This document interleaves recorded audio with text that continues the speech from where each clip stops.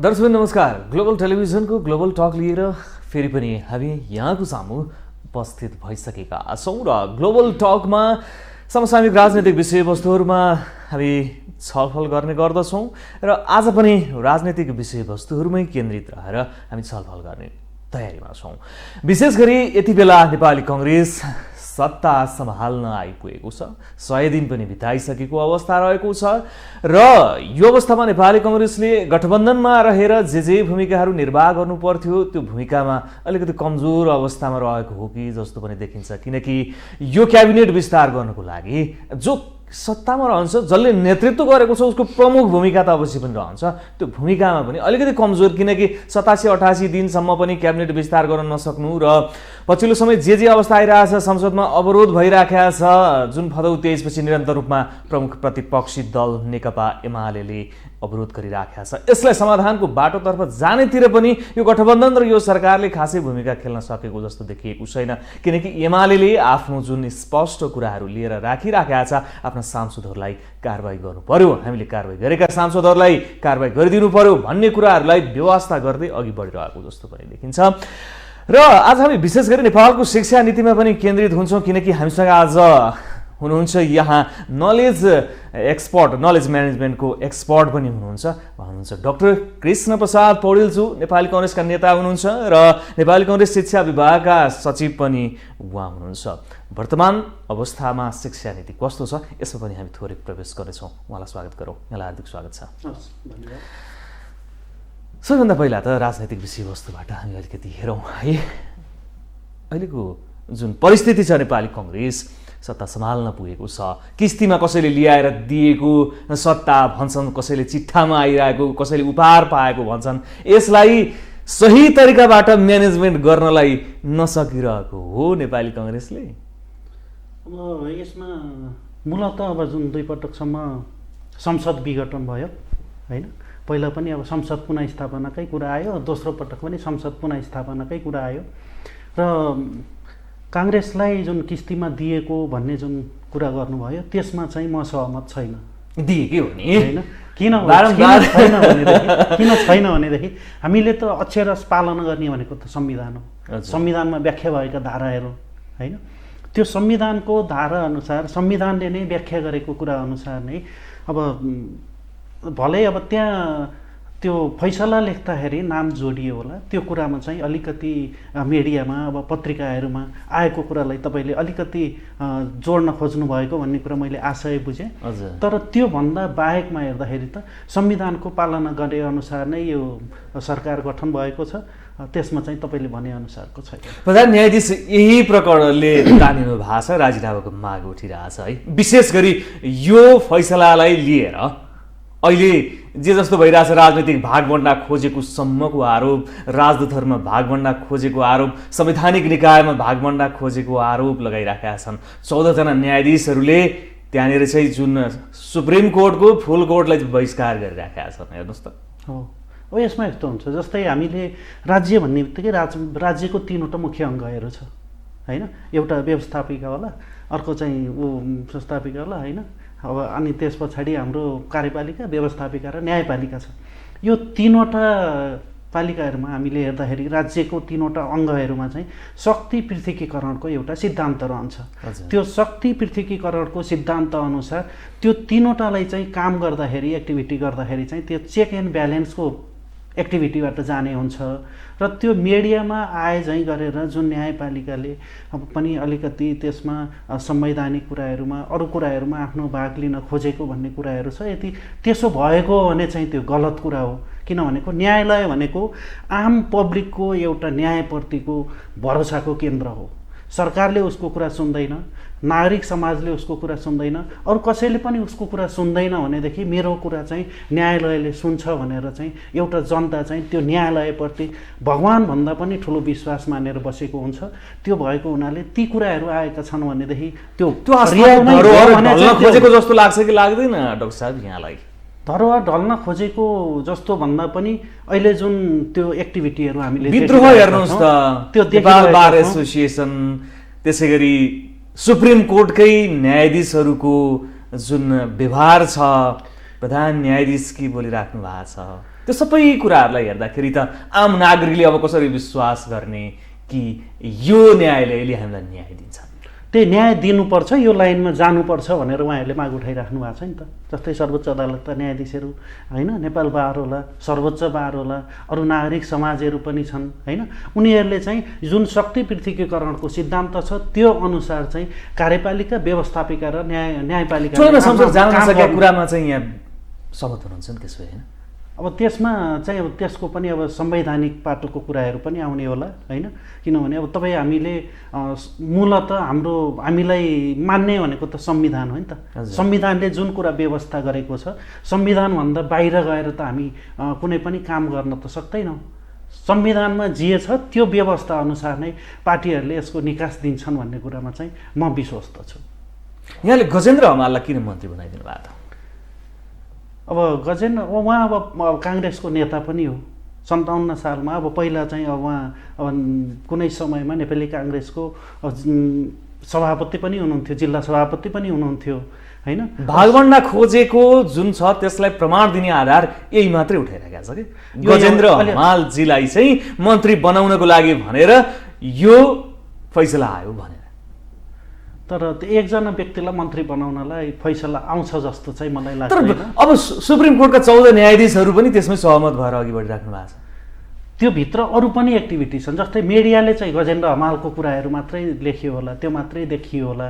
मैले अघि भने नि तपाईँलाई तीनवटा कुरा जुन छ हाम्रो व्यवस्थापिका, कार्यपालिका र न्यायपालिकाको शक्ति पृथकीकरणको सिद्धान्त अनुसार न्यायपालिकाले आफूलाई उभ्याउन सकेन, नागरिकप्रतिको अलिकति त्यो जुन आशा र भरोसाको केन्द्रको रूपमा रहेको न्यायपालिकाले त्यो अनुरूप काम गर्न सकेन भन्ने कारणको आधारमा चाहिँ न्यायाधीशहरू चाहिँ त्यसको पक्षमा राख्नुभएको। राजनीतिकर्मीहरूले पनि न्यायालयलाई प्रयोग गर्न खोज्ने, न्यायालयले पनि राजनीतिमा आफूलाई चाहिँ नि हाबी गराउन खोज्ने प्रवृत्ति हाबी हुँदै गयो होइन? त्यो देखिन्छ, त्यो अलिकति देखिन्छ। त्यो के कारणले हाबी हुँदै गयो? त्यसमा सबभन्दा पहिलो कुरा त हामीसँग राज्य भन्ने बित्तिकै राज्यको सर्टेन दायित्वहरू रहन्छ, राज्यले गर्ने कामका कुराहरू रहन्छन्, राज्य नागरिकप्रति उत्तरदायी हुने कुराहरू रहन्छन् र सरकार सञ्चालन गर्दाखेरि सरकार भनेको त एउटा सिस्टम हो नि। सरकार त भोलि जुनसुकै पार्टीको पनि हुनसक्छ। ती कार्यान्वयनमा जाँदाखेरि ती एक्टिभिटीलाई चाहिँ चेक एन्ड ब्यालेन्सको आधारमा गर्दा कहिलेकाहीँ त अब जस्तै मैले एउटा सानो इक्जाम्पल लिउँ, राज्यले बाटो एक्सटेन्ड गर्दाखेरि चाहिँ अब त्यो मुआवजा दिने कुराहरू हुन्छन्, अरू थुप्रै कुराहरू हुन्छन्। राज्यले जबरजस्ती गरिरहेको कति ठाउँमा हामीले सुन्ने गरेका पनि छन्, देख्ने गरेकाहरू पनि छौँ। त्यो कुरामा चाहिँ राज्यले गरेको सबै काम चाहिँ होमा हो नभनिकन नागरिकको पक्षबाट पनि त्यो न्यायपालिकाले काम गर्नुपर्ने हुन्छ। ती कुराहरूमा कहिलेकाहीँ त्यो पर्सपेक्टिभबाट हेर्दाखेरि चाहिँ तपाईँले भने जस्तो राजनीतिक दलले अब अझ मूलत सरकार सञ्चालन गरिरहेका दलहरूले चाहिँ त्यो समयमा अलिकति उहाँको आफ्नो विकास निर्माणको काममा चाहिँ फेभरेबल कन्डिसनबाट न्यायालयसँग अलिकति समन्वयकारी भूमिका गर्नुपर्ने एउटा सिचुएसन हुन्छ। तर त्यो आफ्नो अब व्यक्तिगत फाइदाको लागि अथवा त्यो पार्टीको फाइदाको लागि चाहिँ त्यसरी प्रयोग गरिएको छ भने चाहिँ त्यो गलत हुन्छ, त्यो गर्नु हुँदैन। चुलन शमशेरले राजीनामा दिनुपर्ने चौतर्फी माग छ। पूर्व प्रधान न्यायाधीशहरू, पूर्व न्यायाधीश समाज, त्यसै गरी अहिले जुन सुप्रिम कोर्टका 14 जना न्यायाधीशहरू सबैले राजीनामा मागिरहेको अवस्था छ। यसलाई कसरी हेर्नुहुन्छ? अब यसमा त्यो फेरि अघिकै प्रसङ्गमा मैले जोड्नु, उहाँले राजीनामा दिनुपर्ने हो कि होइन उहाँले दिन्न भनिराख्नु भएको छ। उहाँले चाहिँ त्यही संविधानको कुरा गर्नुभएको छ। म जुन प्रोसेसबाट म आएको छु, म जाने हो भने म त्यही मात्रै प्रोसेस छ, अर्को छैन भन्नुभएको छ। महाभियोगको विकल्प छैन भनेर उहाँले भन्नुभएको छ। तर यो सबै सिनारियोलाई, सबै अवस्थालाई मूल्याङ्कन गर्दाखेरि उहाँले निकास दिनुहुन्छ जस्तो लाग्छ हामी चाहिँ। उहाँले त स्पष्ट बताइसक्नु भएको छ, अब म कुनै पनि हालतमा प्रधान न्यायाधीशबाट राजीनामा दिन्न। अब के हुन्छ? अब त्यो त अब राजनीतिक दलहरूले चाहिँ निर्णय गर्नु पर्यो। अब संसद राजनीतिक दलहरूकोमा जानु, त्यो मुद्दा अब संसदमा जानु पर्यो, जान्छ। अब महाभियोग लाग्छ, जानु पर्यो। त्यसको विकल्प छैन। उहाँले निकास दिनुहुन्छ, त्यो छैन। उहाँको बहिर्गमनको विकल्प चाहिँ छैन। अब त्यसो भए कि राजीनामा दिएर कि महाभियोग लगाएर होइन त? अहिलेको सिचुएसन हेर्दा त्यही नै देखिन्छ। त्यसो भए उहाँले गरेका फैसलाहरूलाई कतिको मान्ने भनेर अगाडि बढ्ने त अब त्यसो भए हिजो भागभन्डा खोजेर गरिएका फैसलाहरूलाई कसरी मान्ने? त्यो यस्तो हुन्छ जस्तै उहाँले पदमा रहँदा जति पनि गरेका कार्यहरू हुन्छन् त्यो सबै कानुनत सबै कुराहरू वैध रहन्छ, त्यसको विकल्प हुँदैन। जुन कुराको वैधानिकता हामीले स्वीकार्न पर्ने बाध्यता मात्रै आइलाग्ने भयो नि त अब, होइन किसन सर? त्यो त यस्तो छ नि, हिजो जस्तै त्यही निर्णयबाट संसदलाई चाहिँ विघटन गरेको कारणले चाहिँ प्रधानमन्त्री अब नेकपाको प्रधानमन्त्री पनि त जानुभएको थियो नि, होइन? अनि त्यो क्याबिनेटले गरेको निर्णयहरूलाई हामीले चाहिँ त्यो भ्यालिडेट नगर्ने भन्न मिल्छ? मिल्दैन नि त, हजुर, होइन? त्यस्तो मिल्दैन। कानुन त त्यो चाहिँ सबै वैध नै रहन्छ। के भइरहेछ यो नेपालको राजनीतिमा? किन यस्तो परिस्थिति भने क्या? त्यो सबैभन्दा ठुलो कुरा चाहिँ लिडरसिपको क्राइसिस हो। मैले आफूले देख्दाखेरि एउटा चाहिँ लिडरसिपको क्राइसिस देखियो। जस्तै म थोरै तपाईँलाई जोड्न चाहेँ र अर्को चाहिँ सुशासन भन्ने कुरा रहन्छ यसमा। एउटा राज्य चाहिँ नागरिकप्रतिको उत्तरदायित्वको कुराहरू रहन्छ, होइन? राजनीतिक दलहरूले चाहिँ आफ्नो नागरिकप्रति त्यो राज्यले लिएको नीति र कार्यक्रम अनुसार चाहिँ राजनीतिक दलहरूले आफ्नो स्पष्ट धारणा लिएर नागरिककोमा जानुपर्ने हुन्छ। त्यो अनुसार चाहिँ हामी गइरहेको देख्न सक्दैनौँ। जस्तै मैले तपाईँलाई प्रश्नाउन खोज्दाखेरि जस्तै शिक्षाको कुरा, स्वास्थ्यको कुरा, सुरक्षाको कुराहरू होलान्, परराष्ट्र नीतिहरू होलान्, यो भनेको त कुनै एउटा राजनीतिक तर अहिलेको वर्तमान स्थितिमा राजनीतिक रूपमा हेर्ने हो भने डाक्टर साहब, नेपाली काङ्ग्रेसलाई त्यसको म्यान्डेटै छैन, यो देश हाँक्ने म्यान्डेट नै छैन, होइन? अब जसलाई म्यान्डेट थियो उसलाई बहिर्गमन गराएर सुप्रिम कोर्टमा गएर नेपाली काङ्ग्रेसको नेतृत्वमा सरकार बनेको छ। यहाँले भने जस्तो जनता कहाँ गएर आफ्नो एजेन्डाहरू लिएर गएर त्यो अनुसार जान सकिएन भन्दा सक्ने अवस्था पनि दिँदैनन् यहाँ राजनीतिक दलहरूले। यहाँहरूले दिनु त्यो त नेकपा करिब 2/3 नजिक थियो। करिब 2/3 नजिक भएर नेकपाले सरकार गठन गरेको थियो। त्यो सरकार गठन गर्दै गर्दाखेरि आम नागरिकले चाहिँ ठुलो अपेक्षा गरेका थिए सरकारबाट। अब त देशमा केही न केही हुन्छ, धेरै कुराहरू हामीले एचिभ गर्न सक्छौँ भन्ने कुराहरू अपेक्षा गरिएको थियो। तर त्यो नेकपाको आन्तरिक द्वन्द्व, आन्तरिक कलहको कारणले गर्दाखेरि आजको सिचुएसन चाहिँ यो आएको हो। आजको सिचुएसन आउनमा त उहाँहरूको अन्तर्कलहको कुराहरू छ नि त। यसको जिम्मेवारी उहाँहरूलाई दिने कि नदिने? नेपाली काङ्ग्रेसले त यो संविधानको रक्षा गर्नको लागि, संविधानको कार्यान्वयन गर्नको लागि यो जटिल मोडमा पनि सरकारको नेतृत्व गरेर फेरि राज्यलाई चाहिँ सही मार्गमा लग्नको लागि काम गरिरहेको छ। त्यो पोइन्टबाट चाहिँ हेरिनुपर्छ भन्छु मैले अहिलेको सिचुएसनलाई चाहिँ। भनेपछि सबै जिम्मेवारी तत्कालीन नेकपा र अहिलेका एमाले, माओवादी केन्द्र र एकीकृत समाजवादीले लिनु पर्यो, होइन? उहाँहरूको कारणले गर्दा काङ्ग्रेसमा आइपुगेको हो नि त सत्ता भन्ने कुरा त, होइन? काङ्ग्रेस त अब प्रतिपक्षको पनि न्यून, हामी एकदम थोरै मात्रामा प्रतिपक्षमा थियौँ। हाम्रो धेरै प्रतिपक्षमा पनि ठुलो गहन भूमिका हुने गरेर उपस्थितिको सङ्ख्यामा पनि थिएन नेपाली काङ्ग्रेस। र अहिलेको सिचुएसनमा ल्याएर नेपाली काङ्ग्रेसलाई नै यो आउनुको कारणको पछाडि हामीले अलिकति विगतलाई पनि हेर्नुपर्ने हुन्छ। नेपालमा जति पनि अब राजनीतिक क्रान्तिहरू भएका छन्, त्योबाट उपलब्धिहरू भएका छन्, त्यो सबैको कुरा चाहिँ नेपाली काङ्ग्रेसले नै गरेको देख्छौँ कि हामीले। त्यसको नेतृत्व भूमिकामा त्यो 2007 सालको क्रान्ति होस् अथवा 2046 सालको होस्, 2062-63 को होस्, अथवा यो संविधान बनाउने कुरामा होस्, त्यस पछाडिको चुनाव गराउने कुरामा होस्। अब 1 वर्ष पछाडि 6 महिना पछाडि चुनाव छ हाम्रो स्थानीय तहको। त्यो नेतृत्वमा चाहिँ नेपाली काङ्ग्रेसभन्दा अरू पार्टीले चाहिँ चुनाव गराउन सक्दैनन् भन्ने अरू दलहरूको मान्यताको कारण चाहिँ नेपाली काङ्ग्रेस सरकारमा गएको नसकेरै हो डाक्टर साहब। हो, त्यही बुझिन्छ। सिनारियो हेर्दाखेरि त्यस्तै देखिन्छ है। परिस्थितिले त्यही देखाउँछ। तर नेपाली काङ्ग्रेसले आफूलाई भन्न पनि पाएको अवस्था छ अहिलेको लागि, किनकि कम्युनिस्टहरूले झन् 2/3 सरकारलाई हटाएर ल तपाईँ प्रधानमन्त्री बनिदिनु पर्यो भनेर यहाँका सभापतिज्यूलाई चाहिँ प्रधानमन्त्री दिनुभएको छ। अब प्रधानमन्त्री शेरबहादुर देउवाजीले त पटक म प्रधानमन्त्री खान्न भनिरहनु भएकै थियो नि, होइन? राज्यलाई भ्याकुममा पनि त राख्नु भएन नि। त्यो जटिल मोडमा उहाँले नेतृत्व लिनुभएको छ। उहाँले सही तरिकाबाट अगाडि बढाउन सक्नु भएन, मैले भने सही कि गलत? त्यसमा चाहिँ त्यो अब त्यसमा थोरै मात्रामा सत्यता हुन्छ, थोरै मात्रामा। किनभने अब त्यो प्रधानमन्त्री भइसके पछाडि मैले खान्न भनेको थिएँ, मलाई दिए परिस्थितिले पाएको प्रधानमन्त्री पद हो, म जिम्मेवार हुन सक्दिनँ भन्न त पाइएन। अब प्रधानमन्त्री भइसकेपछि त लिडरसिपमा अलिक स्ट्रङली चाहिँ नि के छ भनेर अगाडि बढ्नुपर्ने हो, त्यो चाहिँ किन कमजोरी भयो त भन्ने क्या। अब यति मात्रै हो सवाल। त्यसमा यस्तो छ, जस्तै त्यो कुरामा चाहिँ थोरै मात्रामा उहाँको पनि कमी कमजोरीहरू रह्यो होला, रहेन हामी भन्न सक्दैनौँ।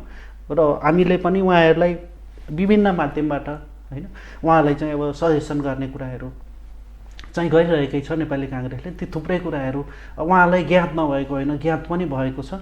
तर सत्ता साझेदारी हुँदाखेरि के हुँदो रहेछ भने जस्तै मन्त्रालयकै भागभण्डाका कुराहरू होलान् होइन, त्यसपछि अब 5 जना नेताहरू बसेर सामूहिक छलफल गर्ने कुराहरू होलान्। ती कुराहरूमा मन्त्रालयमा पनि केही न केही इन्ट्रेस्टका कुराहरू होलान्, थुप्रै कुराहरू होलान्। फेरि यो बिचमा अलिकति यो लम्बिनुको कारण चाहिँ अब नेकपा यसको चाहिँ त्यो जुन वैधानिकताको कुरा थियो निर्वाचन आयोगबाट, त्यसले गर्दा पनि अलिकति लामो समयसम्म चाहिँ त्यसले गर्दा थोरै प्रसङ्ग म जोडिहाल्छु। अध्यादेशको राजनीति गर्नुभयो केपी शर्मा ओलीले भनेर अलि बढी सशङ्कित भएका यो गठबन्धनका नेताहरू अहिले त्यही अध्यादेशको राजनीति गर्न चाहिँ कसरी तयार भएको?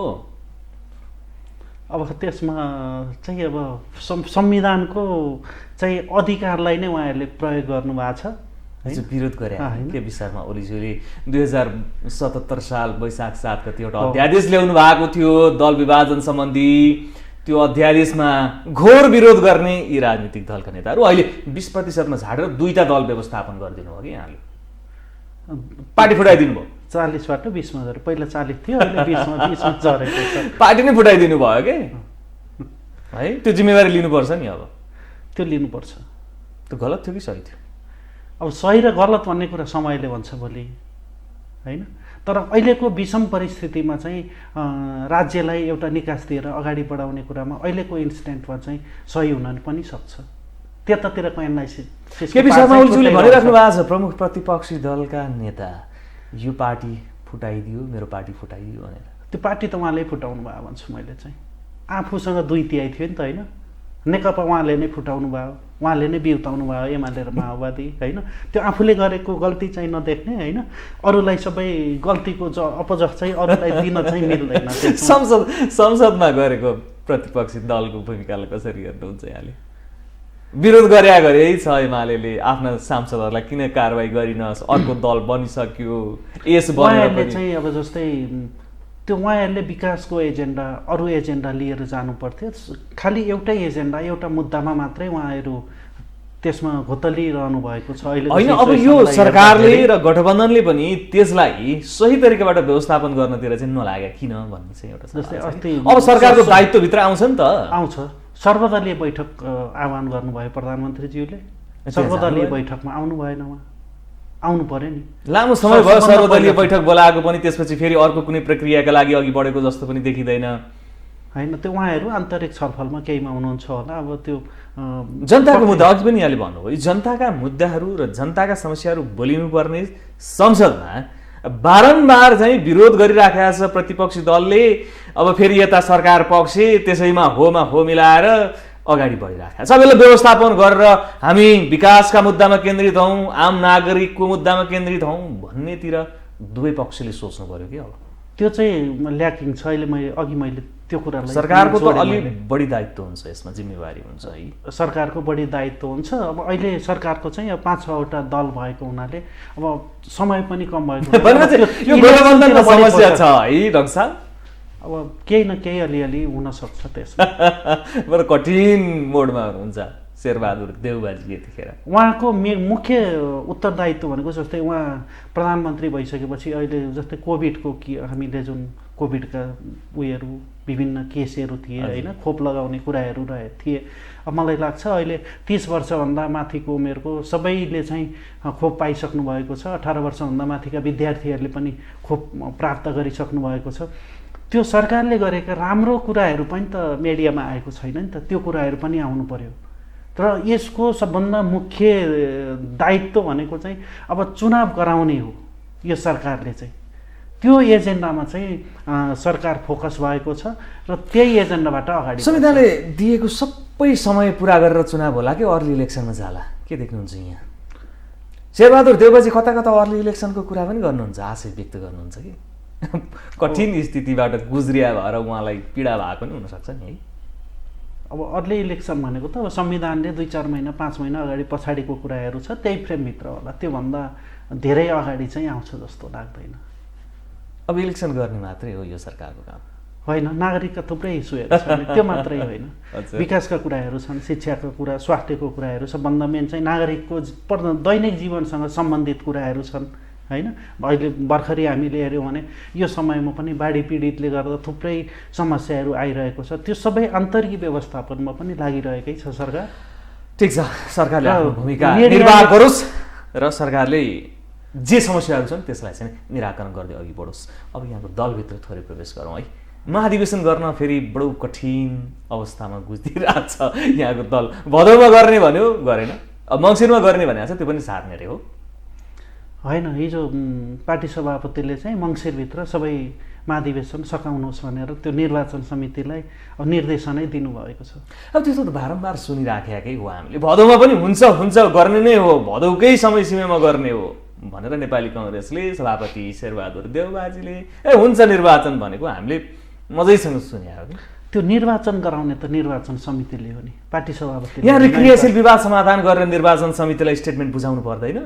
अनि त्यो त बुझाइसकेको छ। अहिले 12-13 जिल्लाको अझै बाँकी नै छैन। त्यस्तो छैन।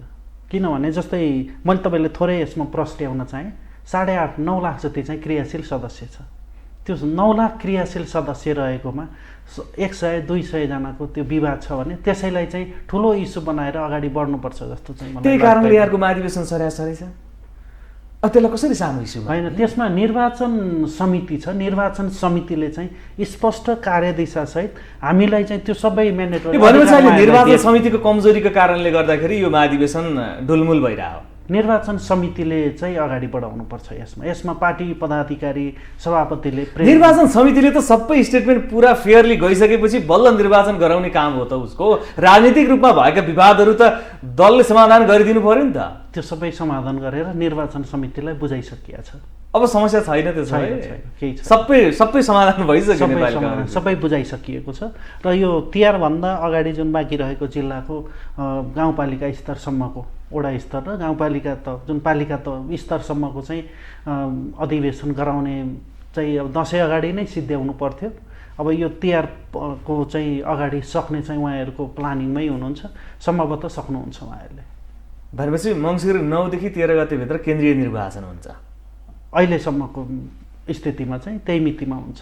तर केही शीर्ष नेताहरू त अब यो मितिमा हुन सक्दैन भनिराखेका छन्। त्यसमा यस्तो छ, त्यो भन्नुको पछाडि चाहिँ निर्वाचन समितिले जुन अब कति ठाउँ हामीसँग त 7 तहको चुनाव छ, त्यो चुनाव गराउनको लागि उहाँहरूले 51 दिनको समय सीमा माग्नु भएको थियो सुरुमै। त्यो कारणले गर्दा हुँदैन भन्ने कुरा चाहिँ त्यसको आधारमा चाहिँ हुँदैन भन्ने। अहिले 35 दिन जति अब बाँकी रहेको छ, त्यो 35 दिनभित्र चाहिँ सिद्ध्याउनु पर्छ भन्ने चाहिँ पार्टीको हिजो सभापतिज्यूको निर्देशन चाहिँ त्यही छ। त्यही छ है। त्यसो भए अब ढुक्क हुँदा भयो, चुनाव महाधिवेशन हुन्छ, तोकिएकै समयमा हुन्छ। नयाँ कार्य समिति आउँछ। नयाँ कार्य समिति आउँछ मङ्सिर 14 पछि। मङ्सिर 14 पछि आउँछ है। हजुर, त्यसमा ढुक्क हुँदा हुन्छ। अब कस्तो नेतृत्व आउने सम्भावना देख्नुहुन्छ त त्यो कार्य समितिमा? अब नेतृत्व भने त अब यो पटक अब महाधिवेशन प्रतिनिधिहरू अलि धेरै नै हुनुहुन्छ पहिलाको भन्दा। हजुर, होइन। अब हामीले क्षेत्रीय प्रतिनिधिहरूमा आएको अनुहारहरू हेर्दा, अब त्यो पालिका स्तरमा आएका अनुहारहरू हेर्दा चाहिँ अलिकति त्यो पुस्तान्तरण सहितको रूपान्तरणबाट आउँछ भन्ने चाहिँ एउटा अपेक्षा चाहिँ जागेको छ। त्यो पुस्ताबाट तल्लो पुस्तामा झर्छ नेतृत्व। त्यसै अब यस्तो छ, जस्तै सभापति अथवा उपसभापति भन्दा नि अब हामीले कार्यकारी भनेको महामन्त्री हुन्छ, पार्टीलाई चलायमान गराउने भनेको त महामन्त्री हो नि त, होइन। त्यसमा चाहिँ पुस्तान्तरण सहित अब पार्टीका चाहिँ रूपान्तरित कुराहरू पनि आउने, त्यो आउने चाहिँ हामीले अलिकति आभास चाहिँ पाएका छौँ। तर आम नागरिक चाहन्छन् कि अब नेपाली कङ्ग्रेस युवाले आँकोस्। त्यो पुस्ताले सकेन, त्यो पुस्ताले सकेन, 5 पटक प्रधानमन्त्री बन्नुभयो शेरबहादुर देउबाजी, अब के गर्ने? उहाँले के सोच्ने? अब भइसक्यो, उहाँ टेस्टेड भइसक्नु भयो। अब नेपाली कङ्ग्रेसको नेतृत्व चाहिँ युवा पुस्तामा आओस् भन्ने चाहना छ। तर अहिलेको आम नागरिकको त्यो चाहना यो महाधिवेशनले पुरा गर्छ कि गर्दैन भन्ने मेरो सवाल हो। यो महाधिवेशनमा चाहिँ नेतृत्व चाहिँ युवा पुस्तामा आउने जस्तो देखिँदैन होइन। किन देखिँदैन भन्दाखेरि तपाईँले त्यो सोधिहाल्नुहुन्छ, मैले पहिला नै तपाईँलाई अलिकति जस्टिफाई गरौँ यसमा। जस्तै अब त्यसको लागि त युवाहरूले सभापतिमा उम्मेदवारी दिनु पर्यो नि, होइन? जो हामीले चाहिँ आशा गरेका नेताहरू, युवा नेताहरू हुनुहुन्छ, होइन? गगन थापा होलान्, विश्वप्रकाश होलान्, प्रदीप पौडेल होलान्, धनराज गुरुङ होला, अथवा चन्द्र भण्डारी होलान्, अथवा त्योभन्दा हामीहरू मिनेन्द्र रिजाल होलान्। मैले एउटा उदाहरण दिएँ, बालकृष्ण खाँड होलान्, कल्याण गुरुङजीले चाहिँ हिम्मत गर्नुभएको छ है। त्यस्तै अब कल्याण गुरुङले उहाँले चाहिँ दिनुभएको छ, कल्याण दाइले दिनुभएको छ, होइन? र त्यो जेनेरेसनबाट कल्याण दाइले मात्रै दिनुभएको छ, अरूले त दिनुभएको छैन।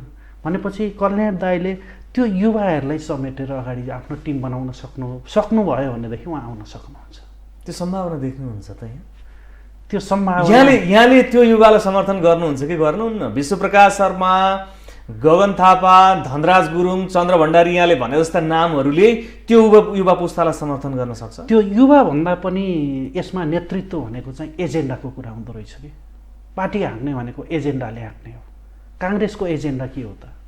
युवा हुँदैमा भएन नि। एजेन्डा एउटा पार्टीलाई सही दिशामा लग्नको लागि अब काङ्ग्रेसको चाहिँ शिक्षा नीति के हो, स्वास्थ्य नीति के हो, वैदेशिक नीति के हो हाम्रो, होइन? हाम्रो सुरक्षा नीति के हो हाम्रो? हामीले नेपाललाई समृद्ध बनाउनको लागि हामीले कृषिमा के काम गर्ने हो, टुरिज्ममा हामीले के काम गर्ने हो, होइन?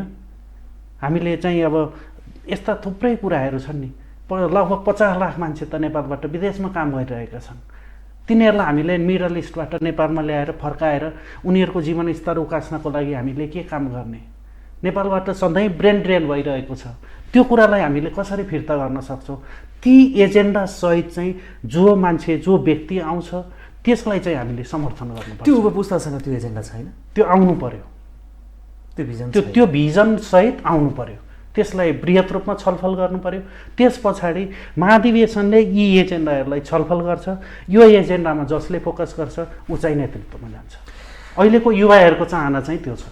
युवाहरूको चाहना त्यो छ, तर यहाँका युवा नेताहरू जो प्रभावशाली रूपमा अघि बढेका छन् उहाँहरूले हिम्मत नदेखाउनुको कारण चाहिँ के होला? त्यसमा यस्तो हुँदो रहेछ, उहाँहरूसँग एजेन्डा छैन कि उहाँहरूसँग हिम्मत छैन कि फेरि बोल्दाखेरि त युवाले आँट्नुपर्छ भनेर उहाँहरू नै प्रभावशाली रूपमा बोल्नुहुन्छ?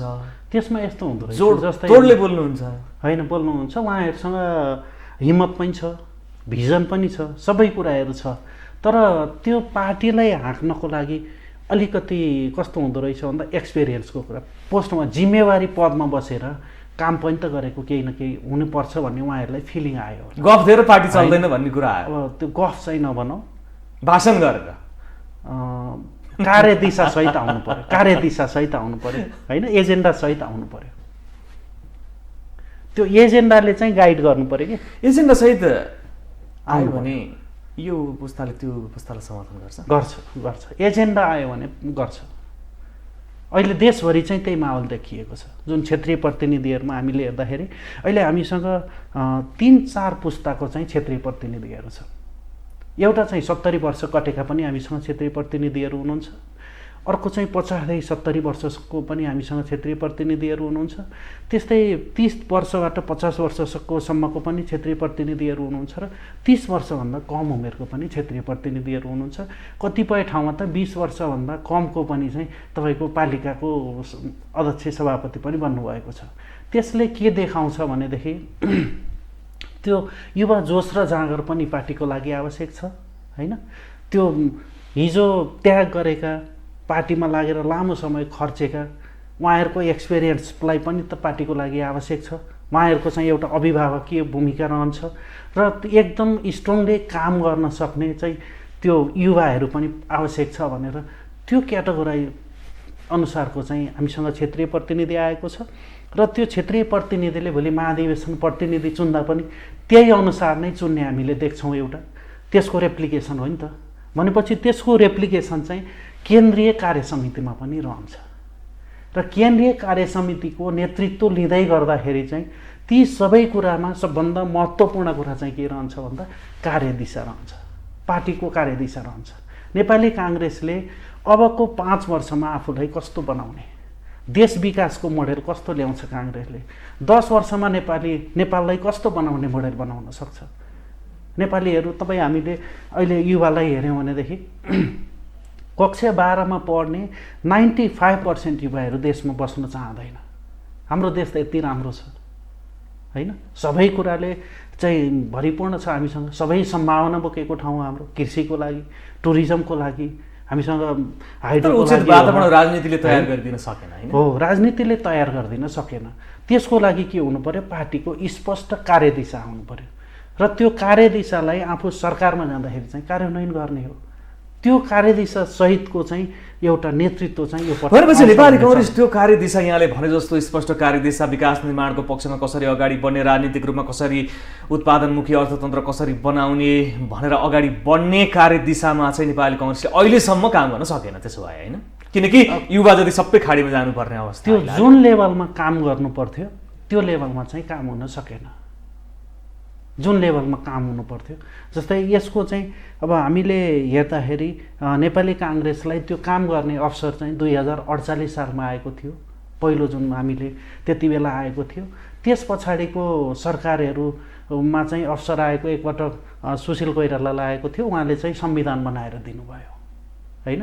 र 2048 सालको सरकार बनिसके पछाडि नेपालमा भएका जति पनि विकासका अहिले भइरहेका हामीले विकास देखेका छौँ, त्यो सञ्चारको कुराहरू हुनसक्छ, सडकको कुराहरू हुनसक्छ होइन, शिक्षाको कुराहरू हुनसक्छ, त्यो सबैको फाउन्डेसन चाहिँ त्यो सरकारले तयार गरेको थियो। यद्यपि जति मात्रामा हुनुपर्ने थियो त्यो हुन सकेन र त्यो समय चाहिँ 3 वर्ष मात्रै रह्यो, 51 सम्म मात्रै रह्यो। 2052-51 मा मध्यावधि भयो, त्यसमा पनि आन्तरिक कलहहरू भयो होला, त्यसमा चाहिँ जुन त्यो पार्लियामेन्ट्रीको प्र्याक्टिसेसको कुरा चाहिँ कम थियो होला, त्यो कारणले म्याच्योर नभएको कारणले त्यति बेला चाहिँ हामी चाहिँ रिइलेक्सनमा गयौँ। त्यसको इफेक्ट चाहिँ अहिलेसम्म परिरहेको छ र यो कुरा नपरोस् भन्ने चाहिँ आम नागरिकको चाहिँ चाहना थियो। 2074 मा चाहिँ केपी ओली चाहिँ करिब 2/3 प्रधानमन्त्री हुँदै गर्दाखेरि चाहिँ अब राज्यले त्यो कुरा चाहिँ त्यो बाटोमा नगए हुन्थ्यो भनेर आम नागरिकको चाहना त्यो थियो। हाम्रो चाहना, सबैको चाहना त्यही नै थियो। नेपाली काङ्ग्रेस प्रतिपक्षमा रहेर पनि सबभन्दा ठुलो कुरा चाहिँ देशको विकासको कुरा हो भनेर राजनीतिक एजेन्डाहरू व्यवस्थापन भइसकेपछि 72 को संविधानमा 74 को चुनावले एउटा सुशासन देला भन्ने अपेक्षा थियो, त्यो हुन सकेन। कहिलेसम्म कुर्ने हामीले अब सुशासन पाउन? अब फेरि चुनावको समय आएको छ, स्पष्ट बहुमत पाएन भने सधैँभरि यस्तै अवस्था हो होइन? स्पष्ट बहुमत भएन भनेदेखि चाहिँ हामी कहीँ न कहीँ त्यो दलीय राजनीतिको भागभण्डामा चाहिँ फेरि त्यसमै रुमल्लिरहन्छौँ। त्यो भएको हुनाले कुनै एउटा पार्टीलाई चाहिँ स्पष्ट बहुमत दिन सक्यो भनेदेखि मात्रै त्यो के हुँदो रहेछ भन्दाखेरि देशमा चाहिँ अगाडि बढ्नको लागि एउटा आधारशिला तयार हुने रहेछ। त्यो सम्भव छैन। अब कम्युनिस्टहरूलाई त दिएर हेरेकै हुन् नि, त्यही पनि आधारशिला तयार हुन सकेन। त्यो चाहिँ यस्तो रहेछ, जस्तै हामीले कम्युनिस्टहरूको मैले कम्युनिस्ट भन्दा पनि अब तपाईँले भन्नुहुन्छ भने त म नेपालमा कम्युनिस्ट नै छ भन्दिनँ, नाम मात्रै कम्युनिस्ट हो। कम्युनिस्ट भनेको त समाजवाद हो नि होइन र? समाजवाद देख्नुहुन्छ तपाईँले? एजेन्डा राखेका छन्, एजेन्डा राखेका छ, नाममा कम्युनिस्ट झुन्ड्याएर भएन भन्ने मेरो कुरा हो। हजुर, त्यो चाहिँ व्यवहारमा पनि हुनु पर्यो, व्यवहारमा चाहिँ त्यो देखिँदैन। भले ठिक, यो यतातिर अहिले प्रवेश नगरौँ, यो धेरै लामो इस्यु हुन्छ होइन, रहन्छ। ठिक छ, भनेपछि सुशासनका लागि स्पष्ट बहुमतको अर्को विकल्प छैन, अब छैन होइन? नभए चाहिँ नि अब फेरि संसदीय व्यवस्थामा किनबेच, सांसद किनबेच गरेर आफू पदमा पुग्ने प्रवृत्ति जुन छ त्यो चाहिँ निरन्तर रूपमा अघि बढ्ने चाहिँ देखिन्छ होइन? अब अलिकति यहाँ नेपाली काङ्ग्रेसको शिक्षा विभागको सचिव हुनुहुन्छ होइन, नेपालको शिक्षा नीति र नेपालको वर्तमान शैक्षिक अवस्थाको बारेमा थोरै चित्रण गर्नुहोस् न। यसमा हामीले शिक्षा भन्ने बित्तिकै शिक्षाले मूलतः 3वटा उद्देश्यहरू प्राप्त गर्नुपर्थ्यो, त्यो र प्राप्त गर्नुपर्छ भन्छु मैले। सबभन्दा पहिलो कुरा चाहिँ शिक्षाले समाजलाई रूपान्तरण गर्नुपर्छ। हामीले अहिले पनि हेऱ्यौँ भनेदेखि समाज चाहिँ पूर्ण रूपमा रूपान्तरण हुन सकिरहेको छैन। नागरिकहरू आफ्नो उत्तरदायित्व के हो, आफ्नो अधिकार के हो होइन, त्यो सबै कुराहरूमा अहिले पनि सुसूचित छैनन् नागरिकहरू। शिक्षाको सबभन्दा पहिलो दायित्व चाहिँ त्यो रहन्छ, आफ्नो नागरिकलाई चाहिँ त्यो सामाजिक रूपान्तरण गर्न सक्ने बनाउनु पर्यो। हामीले अहिले पनि पत्र पत्रिकामा हेऱ्यौँ भनेदेखि छुवाछुतका कुराहरू छन्, सामाजिक विभेदका कुराहरू छन्, थुप्रै कुराहरू छ नि। त्यो कुरा चाहिँ हामीले हटाउनै सकेनौँ। कानुनमा त 2021 सालको मुलुकी ऐनमै त्यो कुरा व्यवस्था गरेको थियो, तर त्यो शिक्षाले त्यो कुरालाई प्राथमिकताका साथ लिएर हाम्रो समाजभित्र चाहिँ छिर्न सकेन, पहिलो कुरा। दोस्रो कुरा चाहिँ शिक्षाले चाहिँ आर्थिक विकास गर्नु पर्थ्यो, आर्थिक विकास पनि गर्न सकेन। हाम्रो शिक्षाले चाहिँ हामीलाई उद्यमशील हुन सिकाएन, हामीलाई प्राविधिक ज्ञानहरू दिन सकेन। हाम्रो शिक्षा चाहिँ कस्तो भयो भन्दाखेरि पढ्ने मात्रै भयो, हामीसँग चाहिँ त्यो पढ्ने मात्र व्यावहारिक शिक्षा भएन। त्यही मैले सैद्धान्तिक शिक्षा मात्रै, उद्यमशीलतासँग हामीले जोड्न सकेनौँ, शिक्षालाई सिप सिकाउन सकेन एजुकेसन। दोस्रो कुरा होइन, त्यसले गर्दा हामीले आर्थिक विकास गर्न सकेनौँ। तेस्रो कुरा चाहिँ हामीले उत्पादन गरेका जति पनि नागरिकहरू छन् अथवा ग्रेजुएट्सहरू छन्, उनीहरूले अन्तर्राष्ट्रिय बजारमा गएर प्रतिस्पर्धा गर्न सक्नु पर्थ्यो। हामीले अन्तर्राष्ट्रिय बजारमा जाँदै गर्दाखेरि जस्तै मिडल इस्टमा गएका हामी त थुप्रै लेबरहरू हुनुहुन्छ, उहाँहरूलाई हामीले अलिकति मात्रै बढी स्किल इन्जेक्ट गरेर पठाउन सकेको भएदेखि उहाँहरूले आफ्नो काममा चाहिँ जति पैसाहरू पाइरहनु भएको छ, पेमेन्ट लिइरहनु भएको छ, त्यसमा डबल हुन सक्थ्यो। त्यो हामीले गर्न सकेनौँ। र शिक्षा कमजोर छ त्यसो भए हैन। अर्कोतर्फ म आउँछु, तपाईँको कुरामा आउँदैछु। र अर्कोतर्फ नेपालमा पढेको जुनसुकै नागरिकले पनि इन्टरनेसनल्ली जुनसुकै ठाउँमा गएर कम्पिटिसन गर्न सक्ने क्यापासिटी राख्नु पऱ्यो नि। नेपालमा पढेको एकजना विद्यार्थीले, काठमाडौँमा पढेको विद्यार्थीले भोलि म नासामा गएर काम गर्न सक्छु भन्ने क्यापासिटी दिनु पऱ्यो हामीले। भनेको 21औं शताब्दीको सिप सहितको चाहिँ शिक्षा हामीले दिनु पऱ्यो। ती कुराहरूमा चाहिँ हामी अलिकति ल्याकिङ भयो, हामी व्यवस्थापनमा चुक्यौँ हामीले। यसको सबभन्दा ठुलो कुरा चाहिँ केले प्रष्ट देखाउँछ भनेदेखि अहिले पनि हामी शिक्षाको 2028 सालको शिक्षा ऐनबाट चलिरहेका छौँ कि 30-50 वर्ष पुरानो शिक्षा ऐनबाट हामी चलिरहेका छौँ। 28 साल भनेपछि त हामीसँग 50 वर्ष पुग्यो नि लगभग, होइन? त्यसले के देखाउँछ भन्दा नेपालमा भएका राजनीतिक दलहरू, इभन नेपाली काङ्ग्रेस पनि फोकस छैन, उनीहरूले प्राथमिकतामा राख्न सकेनन्। जबकि शिक्षा भनेको सबभन्दा महत्त्वपूर्ण कुरा हो राज्यको लागि, र राज्यको दायित्व पनि हो।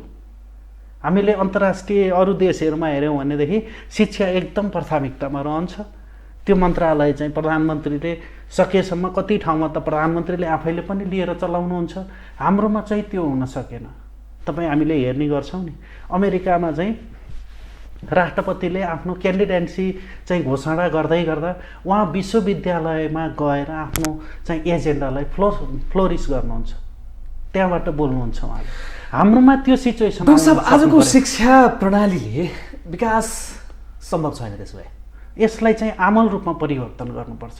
कसरी गर्ने? अब गर्नुपर्छ त भनिन्छ, गर्ने चाहिँ के हामीले कसरी व्यावहारिक ज्ञान दिने, कसरी सिपमूलक शिक्षामा रूपान्तरण गर्ने भन्ने एजेन्डा पनि त चाहिन्छ। यसको लागि हामीले 116 पेजको अबको रूपान्तरण सहितको शिक्षा नीति यस्तो हुनुपर्छ भनेर 116 पेजको प्रतिवेदन बनाएर हामीले पार्टी सभापतिलाई बुझाएका छौँ, प्रधानमन्त्रीलाई बुझाएका छौँ।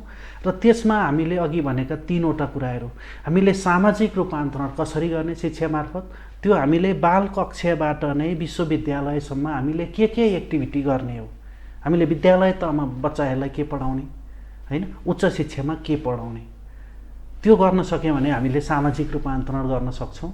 अर्को, हामीले आर्थिक विकासको लागि हामीसँग भएका रिसोर्सहरूलाई कसरी म्यानेज गर्ने, र यसमा हामीले प्रष्ट के भनेका छौँ भने माध्यमिक तहको शिक्षामा कक्षा 12सम्ममा 60%लाई चाहिँ प्राविधिक शिक्षा दिने, 40%लाई चाहिँ साधारण धारको शिक्षा दिने भनेर हामीले प्रष्ट रूपमा लेखेका छौँ कक्षा 9देखि 12सम्ममा। त्यो गर्न सकियो भने हामीले उद्यमशीलतालाई अगाडि बढाउन सकिन्छ र हामीले शिक्षा मार्फत चाहिँ आर्थिक विकास गर्न सकिन्छ भनेर हामीले लेखेका छौँ त्यसमा। र अर्को, हामीले ग्लोबल्ली कम्पिटेन्ट गर्नको लागि हामीले कसरी हाम्रो बच्चाहरूलाई तयार गर्ने भनेर हामीले बाल कक्षाबाट विश्वविद्यालयसम्म हामीले जुन पढाउने टिचिङ लर्निङ मेथोडोलोजीका कुराहरू लगायतलाई हामीले सबैलाई समेटेर 116 पेजको प्रतिवेदन बनाएर हामीले यसलाई त्यो कार्यान्वयन जान्छ। त्यो कार्यान्वयनमा जानुपर्छ। नेपाली काङ्ग्रेसको आसन्न 14औं महाधिवेशनमा त्यो कुराहरू घनीभूत रूपमा त्यो छलफल हुन्छ र त्यो महाधिवेशनले पारित गरेपछि त्यो कुरा आगामी नेपाली काङ्ग्रेसको सरकार बन्दाखेरि त्यो नेपाली काङ्ग्रेसलाई शिक्षामा काम गर्नको लागि चाहिँ यो चाहिँ गाइडिङ अब थ्योरीको रूपमा चाहिँ यसले फङ्सनिङ गर्छ भन्ने हामीले विश्वास लिएका छौँ। भनेपछि अब शिक्षामा रूपान्तरणको विकल्प छैन। अब यो सैद्धान्तिक शिक्षाले चाहिँ नि केही हुनेवाला छैन, हुँदैन। हामी इन्टरनेसनली कम्पिट गर्ने खालको एजुकेसन पनि हाम्रो छैन। त्यसमा पनि हामीले धेरै लगानी गर्नुपर्ने अवस्था छ। लगानी पनि गर्नुपर्छ र अहिले हामीले गरिरहेको लगानी कम भयो भन्ने पनि होइन। जस्तै राज्यले आफ्नो समग्र बजेटको चाहिँ 11% बजेट चाहिँ शिक्षामा लगानी गरिरहेको छ। त्यो लगानीले हामीले के प्रतिफल पायौँ त? हामीले त्यो शिक्षाले भने चाहिँ सबै स्किलहरू बच्चाहरूमा छ कि छैन? हामीले हाम्रो शिक्षकलाई त्यो अनुसार हामीले बनाउन सक्यौँ कि सकेनौँ? हाम्रो विद्यालयहरू अथवा विश्वविद्यालयहरू विद्यालयकै रूपमा छन् कि छैनन्? विश्वविद्यालयको रूपमा रहन सक्यो कि सकेन भनेर यसमा अनुगमनका कुराहरू होलान्। त्यो थुप्रै कुराहरू हुँदै गइरहेको छ शिक्षामा। यसो देख्ने हो भने नि सरकारले त नेग्लिजेन्स गर्न थालेको जस्तो कि सरकारी स्कुलमा पढ्ने भनेपछि नाक खुम्चाउने अवस्था छ, विभेदको अवस्था पनि रहेको छ। हामी समान शिक्षाको कुरा गर्छौँ, इन्टरनेसनली कम्पिट गर्ने शिक्षाको कुरा गर्छौँ डाक्टर साहब, तर हामी सरकारले आफैले पनि यो शिक्षालाई समान बनाउन सकिरहेका छैन कि। त्यही भएर हामीले यसमा चाहिँ जुन बिपी कोइरालाले 2015 सालमा उहाँले सरकारको नेतृत्व गर्दै गर्दा उहाँको नीति तथा कार्यक्रममा चाहिँ समाजवादी शिक्षाको कुरा उहाँले गर्नुभएको थियो र हामीले यो शिक्षा नीतिमा त्यो समाजवादी शिक्षाको कुराहरूलाई राखेका छौँ र संसारमा जुनसुकै राज्यको चाहिँ प्रमुख दायित्व भनेको उसको नागरिकप्रति रहन्छ र त्यो मुख्य दायित्वमा दुईवटा कुरा पर्छ। एउटा शिक्षा पर्छ, अर्को स्वास्थ्य पर्छ। त्यसमा चाहिँ जानुपर्छ। हामीले त्यसलाई कार्यान्वयन गर्न सक्यौँ भने मात्रै हामीले समाजवादको थोरै मात्रै रेप्लिकेसन देख्न सक्छौँ। त्यो कुरालाई लिएर अगाडि बढ्नुपर्छ भनेर शिक्षा र स्वास्थ्यमा चाहिँ विशेष सरकारले ध्यान दिनुपर्छ। ध्यान होइन, राज्यको दायित्वको रूपमा अगाडि बढ्नु। मौलिक हक हो हाम्रो मौलिक हक हो नागरिकको। राज्यको चाहिँ त्यो प्रमुख दायित्व रहनुपर्छ। त्यो हामीलाई संविधानले नै त्यो कुरा दिएको छ। यतिर फोकस हुन नसक्नुको कारण चाहिँ नि के हो? आजको शिक्षा सबैभन्दा महँगो, आजको स्वास्थ्य सबैभन्दा महँगो, सानो उपचार गर्नको लागि पनि आम नागरिक नसक्ने अवस्थामा पुगिसकेका छन्। राज्य बेखबर जस्तो भएर बस्छ किन? त्यही कार्यान्वयनमै आउने रहेछ, फेरि भरे लिडरसिपमै आउने रहेछ। पहिलो कुरा त अब हामीसँग अब यो सबै कुराहरू 2000 जुन हाम्रो तर्क संविधान छ त्यो संविधानमा यी कुराहरू उल्लेख गरिएका छन् र त्यसलाई कार्यान्वयन गर्नको लागि हामीसँग त्यसमा मलाई त लाग्छ अब ती सबै कुराहरू चाहिँ त्यो कार्यान्वयन र तहमा बसेकाले पनि सबै कुरा पढेर बुझे जस्तो पनि लाग्दैन कि कहिलेकाहीँ कति प्रभावमा परे भन्छन्, अन्तर्क्रिया गर्न शैक्षिक माफिया छ भन्छन्, मेडिकल माफिया छ भन्छन्। गोविन्द केसीजी 17औं 18औं पटक आमरण बस्नुभयो सुधारको लागि भनेर स्वास्थ्य क्षेत्रकै कुरा गर्ने हो। स्वास्थ्यको लागि हामीले यसमा के पनि जोडेका छौँ। हामीले अब विद्यालय तहमा चाहिँ आवासीय विद्यालयको कुराहरू गरेका छौँ हामीले यसमा। अब हिमाली जिल्लाहरूमा चाहिँ 6 महिनाभन्दा पढाइ नै हुन सक्दैन, त्यो ठाउँको विद्यार्थीहरूलाई चाहिँ हामीले छुट्टै ल्याएर एउटा आवासीय विद्यालयमा राखेर पढाउनु पर्ने कुराहरू पनि हामीले यसमा उल्लेख गरेका छौँ। र स्वास्थ्यको लागि 7वटै प्रदेशमा चाहिँ जुन टिचिङ हस्पिटल छ, अहिले हाम्रो चाहिँ महाराजगञ्ज टिचिङ हस्पिटल छ, यसकै अब हामीले आइदर आङ्गिक अथवा यही यसको स्थापना गर्नुपर्छ भनेर हामीले प्रष्ट रूपमा राखेका छौँ। त्यो लाइनमा चाहिँ जानुपर्छ। त्यो जान सक्यो भनेदेखि त्यो सरकार होइन, त्यो राज्य चाहिँ नागरिकप्रति उत्तरदायी छ भन्ने कुरा चाहिँ नागरिकले अलिकति मात्र पनि आभास पाउँछन्। त्यो पाउने गरेर काम गर्नुपर्छ। शिक्षा र स्वास्थ्यमा अलिकति सरकारले हेरिदिने बित्तिकै आम नागरिकले त अनुभूति गर्न पाउने नै भयो नि।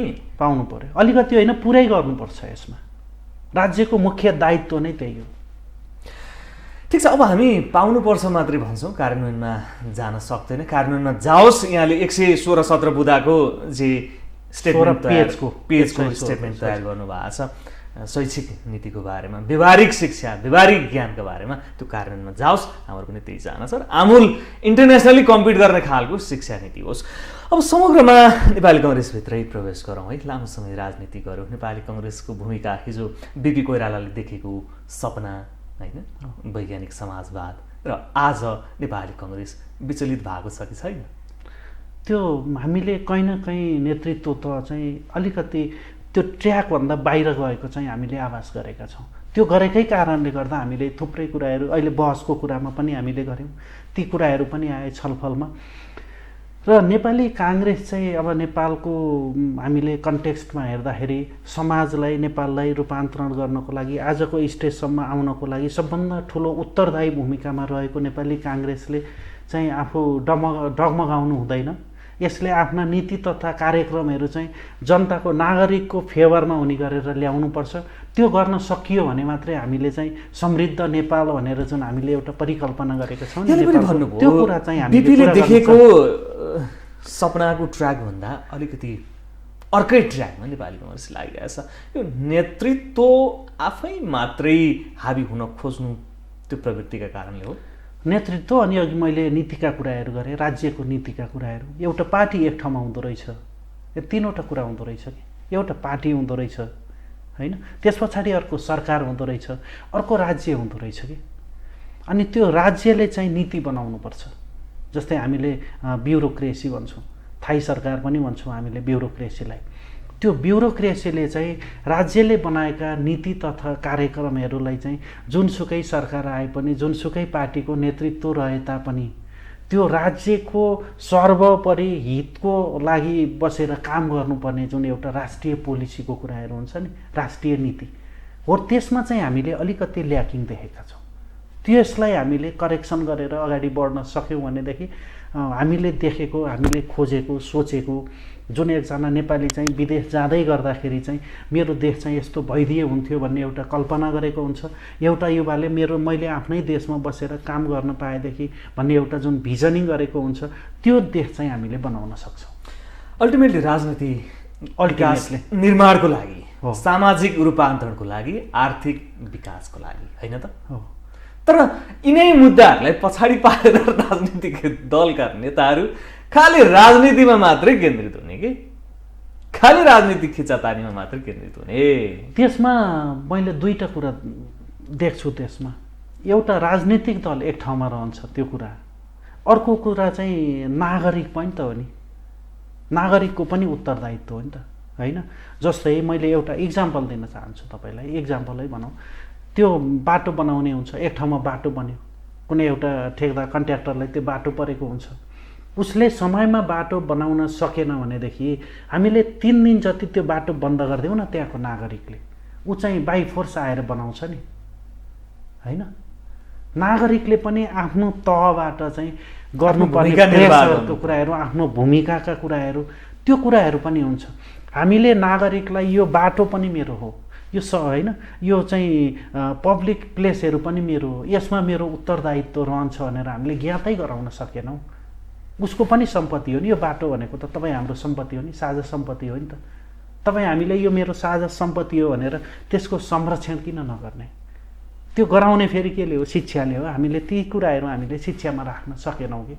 मैले एउटा सानो इक्जाम्पल दिन चाहन्छु। तपाईँ हाम्रो बच्चा घरमा छ, उसले चक्लेट खान्छ भनेदेखि त्यो चक्लेटको बोक्रा चाहिँ उसले आफ्नो घरमा डस्टबिनमा लगेर फाल्छ, तर त्यही बच्चा बाटोमा जाँदा किन फाल्दैन? आफ्नो झोलामा राख्न किन सक्दैन? किन बाटोमा फाल्छ त भन्दा उसलाई यो बाटो मेरो हो, मेरो पनि यसमा लगानी परेको छ, मेरो बुवाको अथवा मम्मीको चाहिँ ट्याक्सले यो बाटो चाहिँ बनेको छ भन्ने कुरा हामीले किन सिकाउन सकेनौँ? त्यस्ता थुप्रै कुराहरू छन् जुन चाहिँ बाल मस्तिष्कबाट चाहिँ हामीले सिकाउनु पर्ने हुन्छ र त्यो चाहिँ शिक्षामै गएर जोडिने हुँदो रहेछ। भनेपछि ओभरअलमा देशलाई अब नीतिहरूको पनि नीतिलाई राजनीति भनिन्छ, त्यो तपाईँलाई पनि थाहा छ त्यो कुरा। र त्यो राजनीतिलाई पनि गाइड गर्ने, प्रोपरली फङ्सनिङ गर्नको लागि चाहिँ गाइडेड मेकानिजमको रूपमा चाहिँ शिक्षा नीतिले काम गर्नुपर्छ। त्यो लाइनमा हामी जान सक्यौँ भनेदेखि हाम्रो राजनीति सुध्रिन्छ होइन। तरल पानीको त्यो स्वच्छ पानी जस्तो हुन्छ कि, त्यो भयो भने बल्ल तपाईँ हामीले कल्पना गरेको जस्तो देश बन्न सक्छ। हस् डाक्टर साहब, आज हामीले शिक्षा नीति, नेपाली काङ्ग्रेसको भूमिका र वर्तमान राजनीतिक वस्तुस्थितिको बारेमा थोरै छलफल गऱ्यौँ। यहाँको अमूल्य समयको लागि धन्यवाद। हस्, थ्याङ्क यू। मलाई यो अवसर दिएर आफ्ना कुराहरू चाहिँ यो अडियन्सको रूपमा चाहिँ राख्ने एउटा अवसर दिनुभएकोमा तपाईँप्रति र यो ग्लोबल टेलिभिजनप्रति हार्दिक आभार छु। हस्, धन्यवाद। Thank you so much. दर्शक आज हामीले ग्लोबल टकमा कुरा गऱ्यौँ डाक्टर कृष्णप्रसाद पौडेलज्यूसँग। नेपाली कङ्ग्रेसका नेता हुनुहुन्छ र नेपाली कङ्ग्रेस शिक्षा विभागका सचिव पनि उहाँ हुनुहुन्छ र नलेज म्यानेजमेन्टको चाहिँ एक्सपर्ट पनि उहाँ हुनुहुन्छ। राजनीतिक जुन वस्तुस्थिति छ त्यसलाई सही र प्रोपर बनाउनको लागि एजुकेसन चाहिँ महत्त्वपूर्ण कुरा हो र शिक्षामा विशेष फोकस हुनुपर्छ र शिक्षा चाहिँ अलिकति व्यवहारिक हुनुपर्छ। अब सैद्धान्तिक शिक्षाले मात्रै हुनेवाला छैन र यो शिक्षा चाहिँ इन्टरनेसनली कम्पिट गर्ने खालको पनि हुनुपर्छ भन्ने उहाँको मुख्य अवधारणा रहेको छ र उहाँले 116 पेजको जुन आफ्नो स्टेटमेन्ट पनि पार्टीलाई बुझाउनु भएको छ र सायद 4औं आसन्न महाधिवेशनबाट जुन कार्य समिति आउँछ त्यसले त्यो कार्यान्वयनको बाटोमा जाओस् र व्यवहारिक शिक्षाका लागि अघि बढोस्। नेपालको शिक्षा जुन छ, स्वास्थ्य जुन छ, त्यो मौलिक हकको रूपमा रहेको छ, त्यो चाहिँ नि सरकारले आम नागरिकलाई प्रत्याभूत गरोस्। हाम्रो पनि त्यही चाहना छ। अन्य कुनै विषय र व्यक्तिका साथमा हामी आउँछौँ। ग्लोबल टेलिभिजन हेर्दै गर्नुहोला। नमस्कार।